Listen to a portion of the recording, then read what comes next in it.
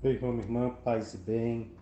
Hoje, sábado, 4 de julho, estamos já no sexto mês, melhor, sétimo mês do ano. Já encerramos praticamente esses 6 primeiros meses do ano, primeiro semestre, já nos preparando para entrar nessa segunda etapa do ano, vivenciando aí com empenho, com dedicação, tudo aquilo que o Senhor espera de cada um de nós. Hoje é dia de Santa Isabel de Portugal. Também hoje é dia internacional do cooperativismo, dia da independência dos Estados Unidos, na data de hoje, 4 de julho de 1776.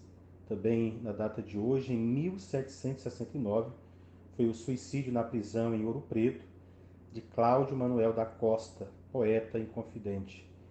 E também na data de hoje, em 1948, a morte do escritor Monteiro Lobato, que nos deixou enriquecidos com a sua obra. Vamos escutar o Evangelho de hoje.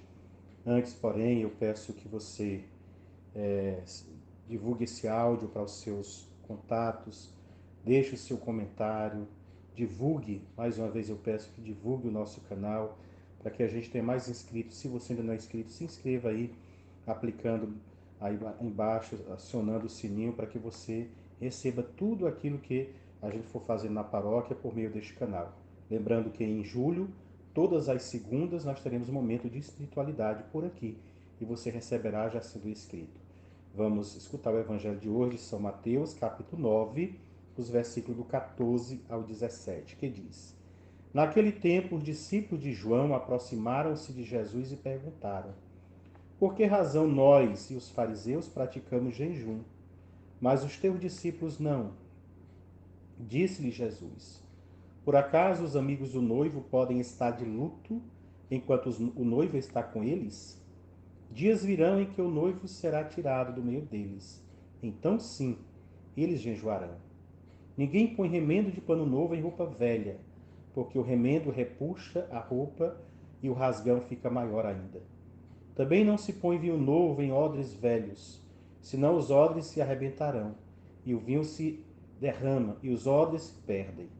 Mas vinho novo se põe em odres novos, e assim os dois se conservam. Palavra da salvação, glória a vós, Senhor. É um evangelho conhecido de todos nós, questionamento sobre o jejum, a prática que nós, também entre nós, está um pouco testemunhada, vivenciada. Alguns cristãos fazem apenas na quaresma. É preciso a gente retornar ou retomar alguma das muitas práticas cristãs, inclusive a de participar presencialmente das missas, dos momentos litúrgicos, para o fortalecimento da comunidade. Mas voltando ao Evangelho, o jejum é um dos 3 pilares do mundo. Não só, é um dos fundamentos da religião do mundo. Mais ainda, é um exercício que o cristão tem ao seu alcance para exercitar-se na vida cristã, na vivência do Evangelho e no seguimento de Jesus. A passagem do velho homem ao homem novo muitas vezes exige violência ou, pelo menos, disciplina, renúncia, escolha. O jejum é uma escola para tudo isso. No jejum, nós aprendemos tudo isso: ser disciplinado, fazer renúncias e fazer escolhas interessantes e saudáveis para a nossa vida. Durante o ministério público, Jesus e seus discípulos não jejumam. Por que será que não jejuam? É a pergunta que intriga os discípulos de João, o austero pregador do deserto, e os discípulos dos fariseus, os rígidos cumpridores da lei, e as pessoas religiosas em geral. Os discípulos de João jejuam porque, para eles, a vida é a espera do futuro. Os fariseus jejuam porque, para eles, a vida está na observância do passado. Para as almas religiosas, o presente vale de lágrimas que é sempre o jejum. E a vida está no passado, saudade do que se foi, ou no futuro, desejo do que será. A resposta que Jesus dá em relação à pergunta é essencial. O noivo está com eles. O esposo é Jesus.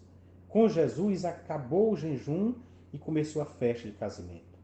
Não é à toa que o Evangelho de João começa justamente assim: Jesus numa festa de casamento, transformando a água em vinho, de modo que o noivo possa servir, por último, o melhor vinho. O milagre de Caná não está para dizer que Jesus abençoou o casamento, ou para mostrar o companheirismo de Jesus que salvou os noivos do apuro. Não é isso. Caná é um símbolo, o símbolo da aliança que Jesus veio realizar com a humanidade toda. Em Jesus, Deus quer casar-se com a humanidade. O começo dos sinais de Jesus é substituir a água insípida, incolor, indolorosa da lei, que ordena, mas não dá a capacidade de cumprir, pela ebriedade do vinho, que é o amor que Jesus vive e com o qual, pelo Espírito, ele veio nos contagiar. Se a alegria não for maior que o peso e a pena, ainda somos escravos da lei. Não conhecemos o amor. Por isso, é preciso sempre a gente observar se nós estamos felizes vivendo como cristãos ou se nós vivemos a murmurar. Porque se a alegria não for maior que o peso e a pena, ainda somos escravos da lei. Não conhecemos o verdadeiro amor que Deus veio trazer e testemunhar no nosso meio. E muito menos o Espírito do Senhor não está em nós, pois ele está no coração que se abre ao amor, que busca a suavidade da vida.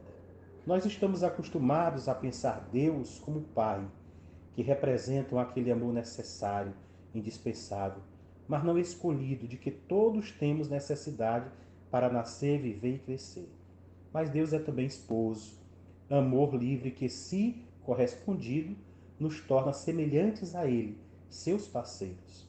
A vida cristã, porém, nos limites deste mundo e da nossa história individual e coletiva, ainda não é plena.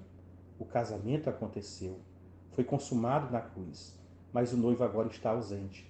Foi glorificado e não é visível aos nossos olhos.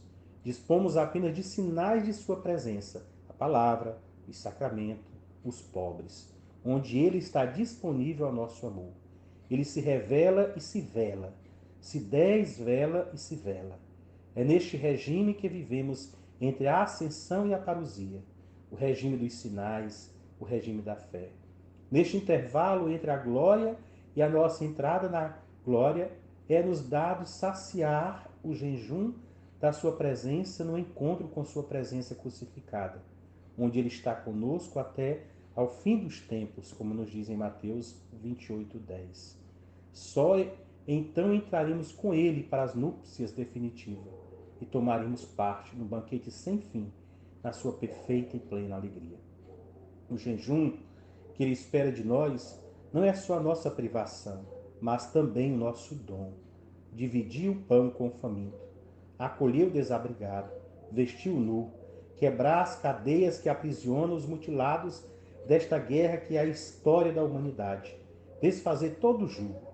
Assim, vivendo desta forma, encontrando hoje o irmão que não é visto, que não é acolhido, que não é valorizado. Encontraremos depois o esposo, que se fez homem, que se fez o menor, o mais apagado e o último servo de todos, mas é o que vai nos salvar. Que nós sejamos capazes de viver de forma autêntica o amor de Deus. Que o nosso jejum, que as nossas penitências, que todas as nossas ações sejam sempre para estar mais unidos ao Senhor, porque vivemos unidos aos nossos irmãos, especialmente aqueles onde a presença de Deus é mais percebida, os que são injustiçados, perseguidos e marginalizados por causa do Evangelho. Que nós mudemos com as nossas atitudes toda situação de discriminação, de exclusão, e que assim nós pratiquemos o jejum da comunhão fraterna diariamente. Que Deus te abençoe e te guarde. Em nome do Pai, do Filho e do Espírito Santo. Amém.